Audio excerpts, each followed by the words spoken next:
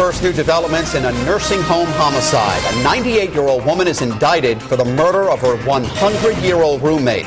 The district attorney tells us the woman had a history of problems. Now, for the first time, the nursing home is firing back. It claims it didn't do enough. Eyewitness News reporter Catherine Sotnick has been ahead of this story all day long. She joins us now live with more on what she's uncovered. Well, the Bristol County District Attorney's Office says part of that motive for murder, they say Laura Lundquist wanted to have the bed by the window in the nursing home and was upset that the victim was allegedly taking over that room. Tonight, the nursing home says that is not the case, and they say the two were like sisters. 100-year-old Elizabeth Barrow murdered in her nursing home bed back in September, and now her roommate, 98-year-old Laura Lundquist, charged with second-degree murder in her death. The victim was discovered in her bed with a sheet pulled over her head. When the nursing assistant removed the sheet, the victim was discovered with a plastic Walmart bag tied loosely around her head. The defendant made statements prior to the victim's death that she would get the victim's bed eventually by the window because she was going to outlive her.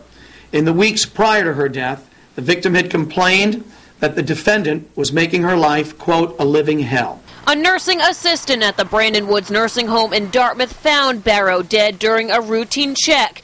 The district attorney's office says there was a pattern of abuse. On the evening before her death, the victim, Ms. Barrow, had complained to a nurse's aide that the defendant had placed a table at the foot of her bed, which impeded her path to the bathroom.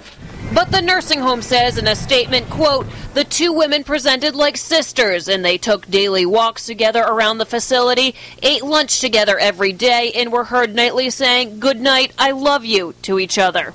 They also say they offered to change Barrow's room 2 separate times. They offered her to change the room, but she's been in this room forever with her husband, and that's where her husband died, so she wanted to stay there, you know.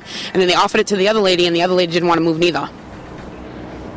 And a judge has ordered that Lundquist undergo a competency evaluation at Taunton State Hospital. She was brought there today. We're told she'll stay there for the next 20 to 30 days before being arraigned. But today, District Attorney Sam Sutter says he highly doubts any of this will go to trial because of that suspect's mental state. Reporting live tonight with the Southeastern Massachusetts Mobile Newsroom, I'm Catherine Sotnick, Eyewitness News.